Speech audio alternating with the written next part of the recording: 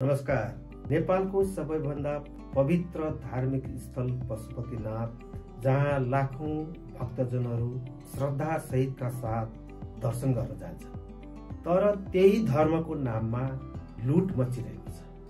पशुपति क्षेत्र विकास कोषले विद्युतीय शवदाह मेसिन खरिद गरिएको भनिएको छ, तर 2वटा मेसिन अझै हराइरहेका छन्।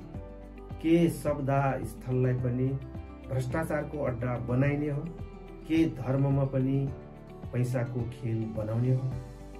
2080 असोजमा शवदाह मेसिन एक थान जेनेरेटर खरिद गर्ने सम्झौता भएछ, तर 2वटा मात्र जडान गरियो। बाँकी 2वटा कहाँ छन् त? किन पशुपति क्षेत्र विकास कोषले 2वटा शवदाह मेसिनलाई साइट उपलब्ध गराएको छैन? यो सिर्फ हेलचक्र्याइ होइन, धार्मिक अपमान हो। जब कुनै एउटा मात्र शवदाहको अन्तिम संस्कार गर्नुपर्छ, त्यतिखेर परिवार पीडामा हुन्छ। उनीहरू चाहन्छन् कि दिवंगत आत्मालाई राम्रोसँग विदाई गरियोस्, तर भ्रष्टाचारीहरूले त्यसमा पनि व्यापार गरिरहेका छन्। यो केवल आर्थिक घोटाला गर्नु मात्र होइन, यो नैतिक पतनतिर जानु हो। पशुपति क्षेत्र, जसलाई विश्वका हिन्दूहरूले पवित्र स्थान मान्छन्, त्यही यस्तो अनैतिक खेल हुनु लज्जास्पदको कुरा होइन र? यो भ्रष्टाचार सामान्य गल्ती होइन, यो धर्मप्रति गरेको विश्वासघात हो। यस्तो अवस्थामा हामी चुप लागेर बस्ने या आवाज उठाउने? हामी सबै मिलेर भ्रष्टाचारको अन्त्य गर्ने कि धर्मको नाममा लुटिरहेको छ? साथीहरू, यो भिडियोलाई सबै ठाउँमा सेयर गर्नुहोस्, ताकि यो खबर सम्बन्धित निकायको कानसम्म पुगोस्। धर्मको नाममा हुने यस्तो अन्याय र भ्रष्टाचारको बारेमा भण्डाफोर हामीले गर्नुपर्छ।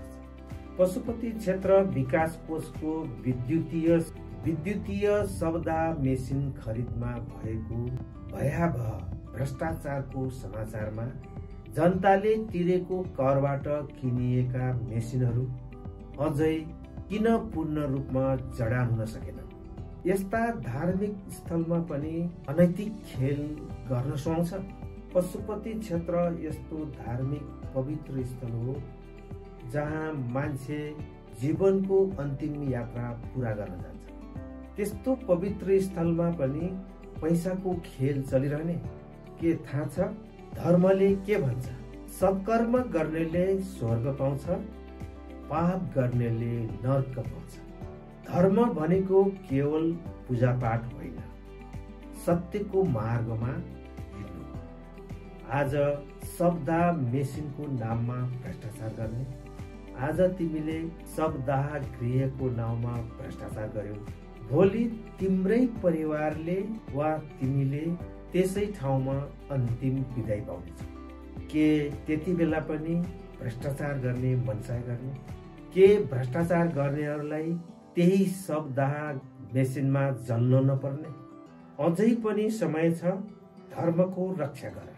साथीहरू, मानिसले धर्मको बाटो रोज्यो भने ऊ आफू पनि बाँच्नेछ र समाजले पनि सम्झनेछ। सत्य, धर्म र नैतिकता हामी मानव जीवनका मूल आधार हो।